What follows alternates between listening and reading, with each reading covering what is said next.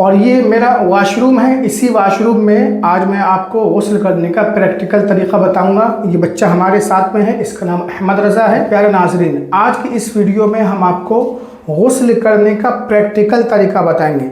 अब वो गुस्ल चाहे गुस्ल जनाबत हो, नापाकी का गुस्ल हो, या फिर आप ऐसे ही गुस्ल कर रहे हो, तो पूरा तरीका प्रैक्टिकल के साथ। ये देखिए, हमारे साथ में एक हमारा छोटा सा बच्चा है, हमारा पड़ोसी है, घर पे पढ़ने आता है।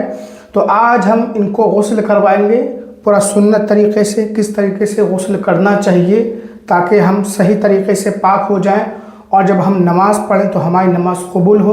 तो वीडियो एंड तक ज़रूर देखें। चैनल पर पहली बार आए हैं, सब्सक्राइब करके बेल आइकन ज़रूर दबा दें। देखिए, सबसे पहले आपको गुस्ल की नियत कर लेना है। नियत कहते हैं दिल के पक्के इरादे को, यानी आपके दिल में ये पक्का इरादा होना चाहिए कि मैं गुस्ल करने जा रहा हूँ। और ये नियत ज़रूरी नहीं है बल्कि मुस्तहब है, बेहतर है। अगर आप नियत नहीं करेंगे गुस्ल की तब भी गुस्ल हो जाएगा, लेकिन अगर आप नियत कर लेंगे कि मैं नापाकी का गुस्ल कर रहा हूँ और मैं नमाज़ पढ़ूँगा, कुरान पाक पढ़ूँगा, तो आपको सवाब भी मिलेगा। तो अगर आप चाहते हैं कि आपको गुस्ल करने से सवाब मिले तो आप गुस्ल की नियत कर लें, और अगर आप चाहते हैं सवाब ना मिले, सिर्फ गुस्ल हो जाए मेरा, तो नियत ना करें, ये आपके ऊपर है। मेरे हाल मैं तो जब भी गुस्ल करता हूँ तो नियत कर लेता हूँ ताकि हमें सवाब भी मिल जाए। उसके बाद आपको इस्तिंजे की जगह धुलना है। अगर वहाँ पर नापाकी लगी हो तो भी धुलें, और नहीं लगी है तब भी धुलना सुन्नत है। तो ये भाई आपको ऊपर से पानी डाल के दिखा देंगे, और बाकी आप अंदर से हाथ डाल करके उसे साफ़ करें, इस्तिंजे की जगह धुलें अपने हिसाब से।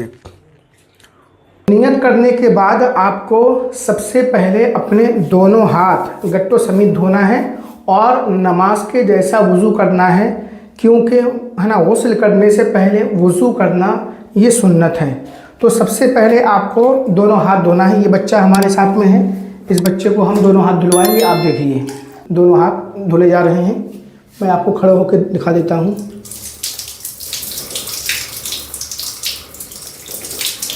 दोनों हाथ गट्टों समेत धुल चुके हैं।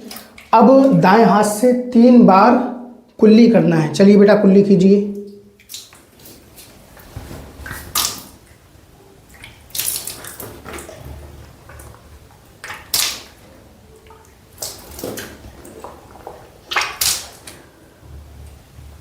अगर एक चीज़ मैं आपको बता दूं, अगर आप रोज़ेदार हैं तो गरारा ना करें, और अगर आप रोज़ेदार हैं तो इस तरह से गरारा आपको नहीं करना है।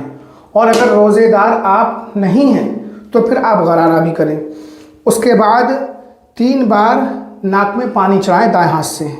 दाएं हाथ से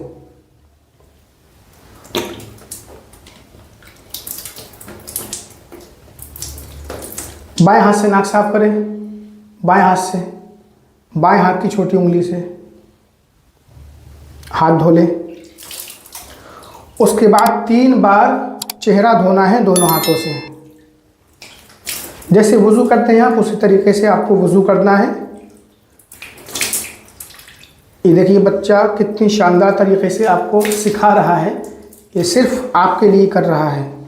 अब 3 बार दोनों हाथों को कलाइयों समेत धोना है। पहले दायां हाथ, उसके बाद बायां हाथ। पहले आप बेटा पानी को दोनों हाथों पर छुपड़ लो कोहनी समेत अच्छे तरीके से, ताकि पानी जब हम बहाएं कोहनी तक तो अच्छी तरीके से पानी बह जाए। चलिए, अब 3 बार पानी चढ़ाइए। आप देखते जाइए और वीडियो में आखिर तक बने रहें अगर आपको सही गुस्ल सीखना है, और चैनल को सब्सक्राइब ज़रूर कर लें हमारे।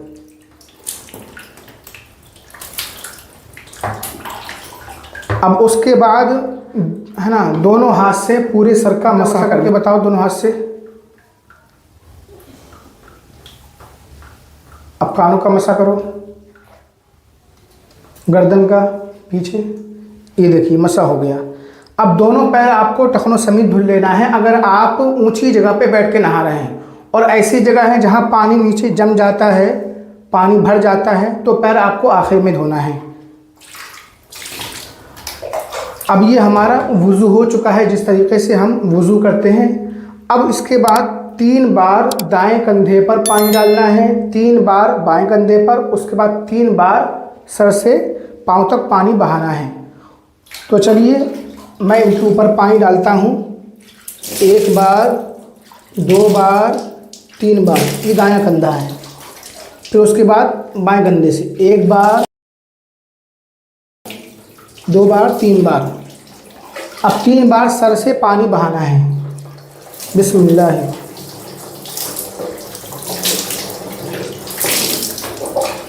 3 बार सुन्नत है और ज़्यादा भी आप बहा सकते हैं। पूरे बदन के हर हिस्से पर पानी बह जाना ज़रूरी है।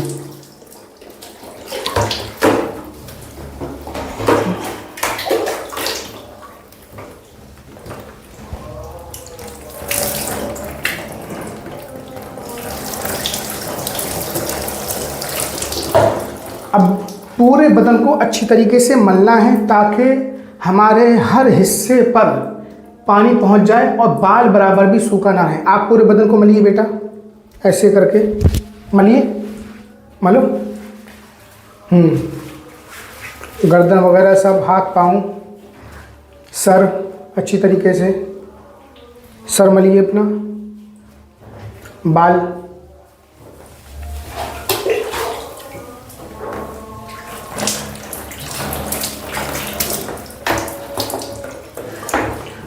तो देखिए 3 बार दाएं कंधे पर पानी डाला, 3 बार बाएं कंधे पर। और मैं आपको एक ज़रूरी बात बता दूं कि 1 बार कुल्ली करना फ़र्ज़ है, 1 बार नाक में पानी चढ़ाना फ़र्ज़ है और 1 बार पूरे बदन पर पानी बहाना फ़र्ज़ है। लेकिन 3 बार, यानी 3 बार कुल्ली करना, 3 बार नाक में पानी चढ़ाना और 3 बार पूरे बदन पर पानी बहाना, ये सुन्नत है। तो इसी तरीके से आपको गुस्ल करना है। और एक बात का आपको और ख़ास ध्यान रखना है कि बगल के नीचे पानी सही से नहीं पहुंच पाता, तो बगल उठा करके पानी पहुंचाना है। दाएं बगल में, इसी तरीके से बाएं बगल में, ये वो जगह होती है जहां पर आसानी से पानी नहीं पहुंचता है। और कुछ लोग मोटे होते हैं तो उनके पेट की बेल्टें जम जाती हैं, तो बेल्टें ऐसे उठा करके के, है ना, पानी पहुँचाना है। और जो घुटने होते हैं, घुटने, ये देखिए मैं दिखा रहा हूँ आपको, ये जो घुटना होता है जब हम बैठते हैं तो मुड़ जाता है, यहाँ पर भी आपको सही तरीके से पानी पहुँचाना है। तो ये गुस्ल का बिल्कुल सुन्नत तरीक़ा मैं आपको बता रहा हूँ। इसी तरीके से आपको गुस्ल करना है और गुस्ल की नियत कर लेना है। ये आप देख सकते हैं, ये मेरा वॉशरूम है, इसी में मैं आपको गुस्ल करने का तरीक़ा बता रहा हूँ। तो उसके बाद एक चीज़ का आपको ख्याल और रखना है कि जब आप गुस्ल खाने में अकेले नहा रहे हैं तो आप बगैर कपड़े के भी नहा सकते हैं, लेकिन आपका रुख किबला की तरफ नहीं होना चाहिए। और अगर आप कपड़ा पहन के नहा रहे हैं तो किसी भी तरफ रुक करके नहा सकते हैं।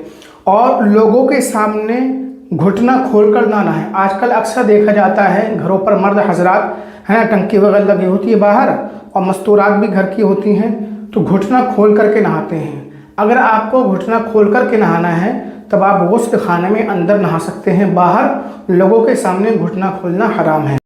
हमारा पड़ोसी है, घर पे पढ़ने आता है, आप हजरात इसके लिए दुआ करें। ये बच्चा आगे चलकर दीन का खिदमत गुजार बने और दीन हासिल करे, दीन की खिदमत करे।